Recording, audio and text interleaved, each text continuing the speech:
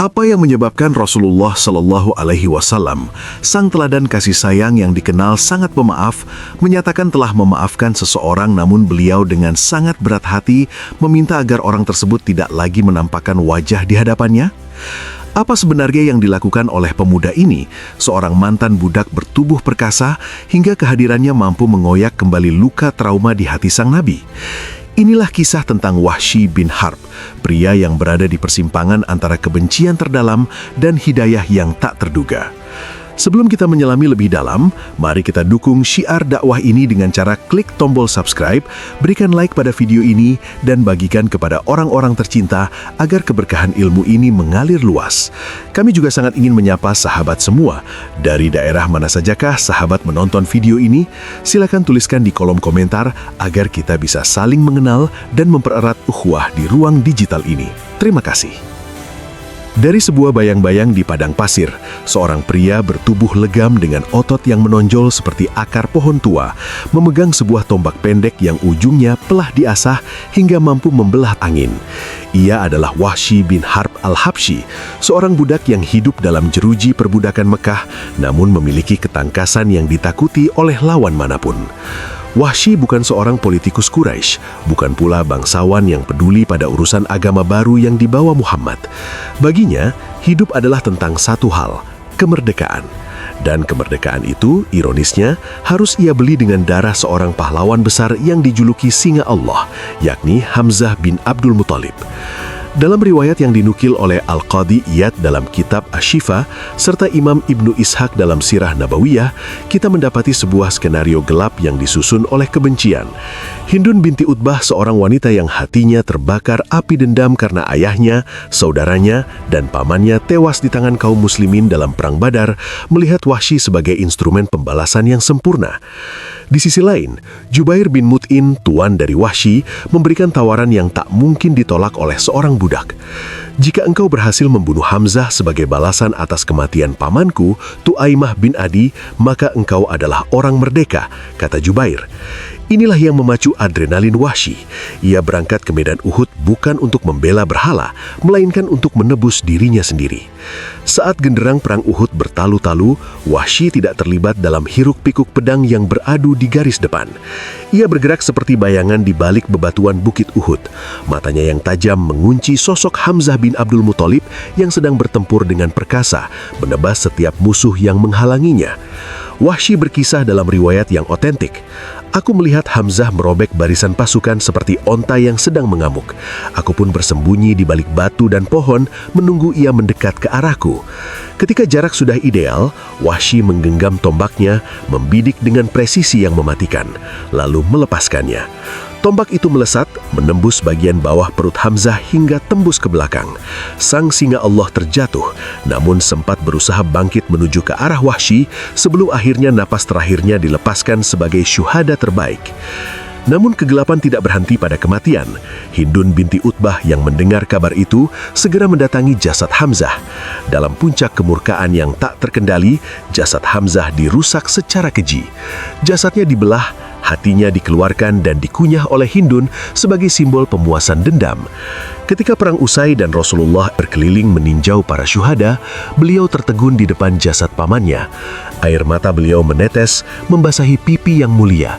Beliau bersabda dengan suara yang bergetar karena duka yang amat dalam, "Tidak pernah aku berdiri di suatu tempat yang membangkitkan amarahku daripada tempat ini. Semoga Allah melimpahkan rahmatnya kepadamu, wahai paman. Engkau adalah orang yang paling rajin menyambung silaturahmi dan paling banyak melakukan kebaikan." Wahsy kembali ke Mekah sebagai orang merdeka secara status, namun jiwanya justru mulai terpenjara oleh rasa gelisah yang tidak pernah ia rasakan sebelumnya. Tahun-tahun berlalu, dan Islam justru semakin bersinar. Ketika Fathu Makkah terjadi, dunia terasa menyempit bagi Wahsy. Ia melarikan diri ke Taif, namun Taif pun akhirnya tunduk pada Islam. Ia merasa terkepung oleh kebenaran yang dulu ia perangi.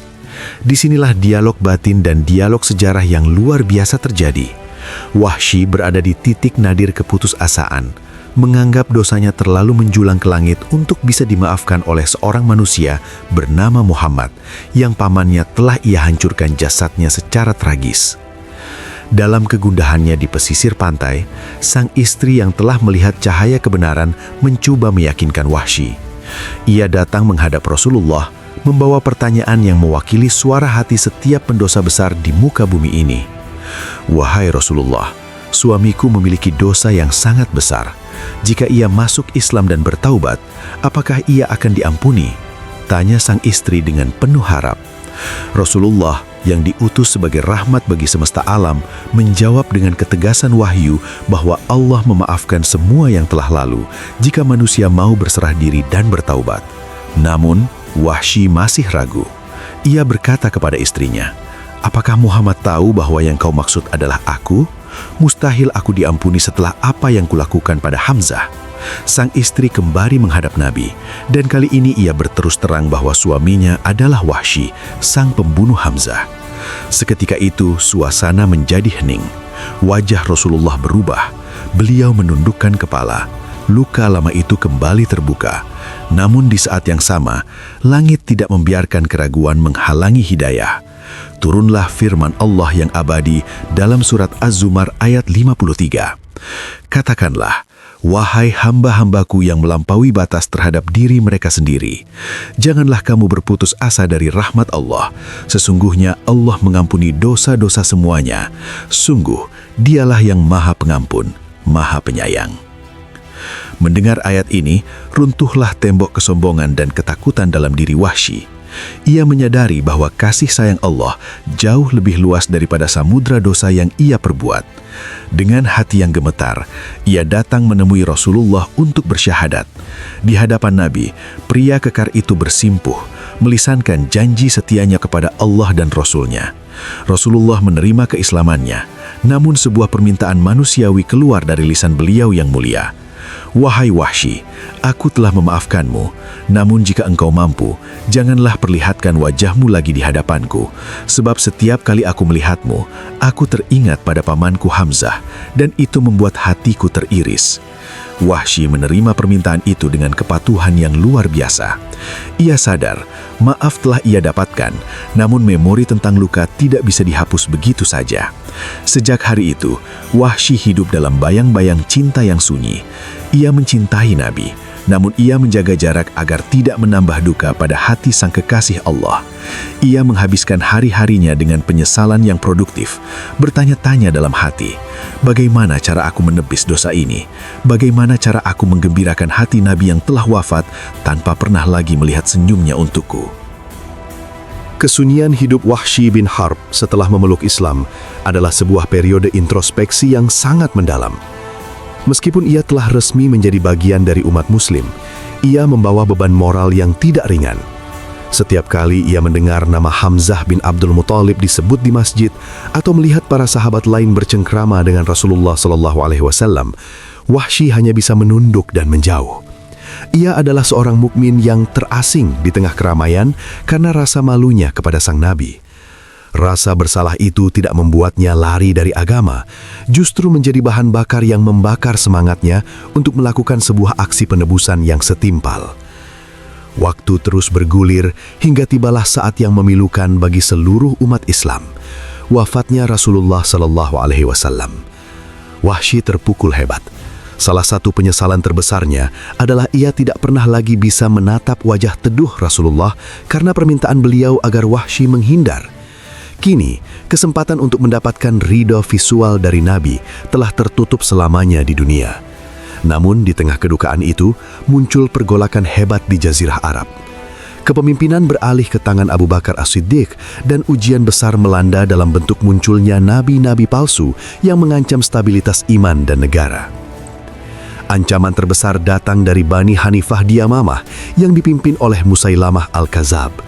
Musailamah bukan sekedar nabi palsu biasa. Ia memiliki kekuatan militer yang besar dan pengaruh yang luas. Bagi Wahsy, kemunculan Musailamah adalah panggilan takdir. Ia mendengar Khalifah Abu Bakar menyiapkan pasukan besar di bawah komando Khalid bin Walid untuk menumpas fitnah tersebut. Wahsy segera mengambil tombak pendeknya, tombak yang sama yang pernah ia gunakan di Uhud. Ia menatap ujung logamnya yang tajam dan bergumam dalam hati bahwa tombak ini harus menjadi alat untuk menyembuhkan luka sejarah yang pernah ia torehkan. Dahulu aku menggunakan tombak ini untuk membunuh sebaik-baiknya manusia setelah Nabi, pikir Wahsy dengan mata berkaca-kaca.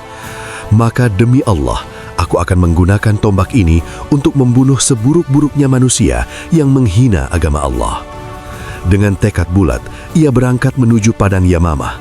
Perang Yamamah pecah dengan sangat dahsyat, menjadi salah satu pertempuran paling berdarah dalam sejarah awal Islam. Ribuan syuhada gugur, termasuk banyak dari kalangan penghafal Al-Quran. Wahsy tidak mencari keselamatan di medan perang. Ia merangsek masuk ke jantung pertahanan musuh, melompati barisan demi barisan pedang yang terhunus, hanya dengan satu target di matanya, Musailamah Al-Kadzab.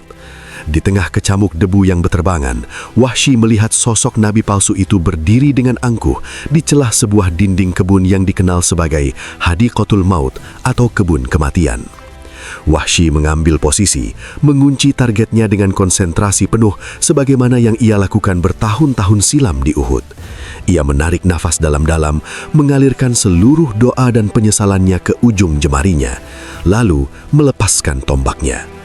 Tombak itu melesat seperti kilat, membelah udara dan menancap tepat di dada Musailamah.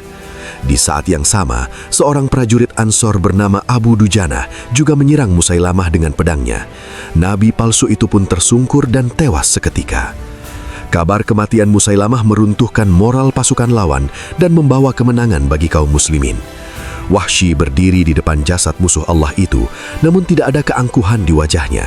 Ia teringat kembali pada Hamzah, ia teringat pada tangis Rasulullah, dan ia berharap di alam barzah sana, jiwanya kini bisa sedikit lebih tenang. Pasca perang Yamamah, nama Wahsy kembali dibicarakan, namun kali ini bukan sebagai pembunuh paman Nabi, melainkan sebagai pahlawan yang menumpas fitnah besar.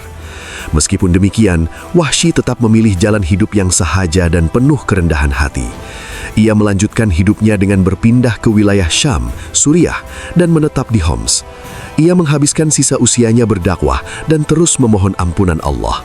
Riwayat menyebutkan bahwa hingga akhir hayatnya, jika ia menceritakan kisah hidupnya, ia selalu berkata dengan kalimat yang penuh hikmah. Dengan tombak ini, aku telah membunuh sebaik-baiknya manusia, dan dengan tombak ini pula, aku telah membunuh seburuk-buruknya manusia. Aku berharap Allah menjadikan yang kedua sebagai penebus bagi yang pertama. Wahsy bin Harb wafat di Homs, jauh dari tanah kelahirannya di Ethiopia maupun tempatnya menghirup udara perbudakan di Mekah. Ia wafat sebagai seorang muslim yang merdeka, merdeka dari perbudakan manusia dan merdeka dari belenggu putus asa. Kisah hidupnya menjadi bukti otentik bagi kita semua bahwa Islam tidak pernah melihat seberapa kelam masa lalu seseorang. Islam adalah agama permulaan yang baru. Jika seorang pembunuh paman Nabi yang sangat dicintai saja bisa mendapatkan kedudukan sebagai sahabat dan pembela agama, maka tidak ada alasan bagi kita untuk merasa pintu ampunan Allah telah tertutup selamanya. Hikmah mendalam dari perjalanan Wahsy adalah tentang kekuatan niat dan tindakan nyata dalam bertaubat. Taubat bukan sekedar lisan yang berucap istighfar, melainkan sebuah transformasi hidup yang diisi dengan amal soleh yang bisa menutupi kesalahan masa lalu. Kita juga belajar dari sisi kemanusiaan Rasulullah bahwa memaafkan secara agama adalah wajib, namun menyembuhkan luka perasaan membutuhkan waktu dan proses. Allah tidak membebani manusia di luar batas kemampuannya, dan Ia menghargai setiap tetes air mata penyesalan yang berubah menjadi peluh perjuangan.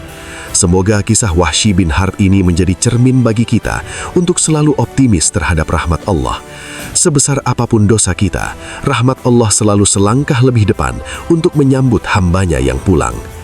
Akhir kata, mari kita tutup sejarah ini dengan hati yang lapang dan semangat untuk menjadi pribadi yang lebih baik setiap harinya. Terima kasih telah menyimak hingga akhir. Wassalamualaikum warahmatullahi wabarakatuh.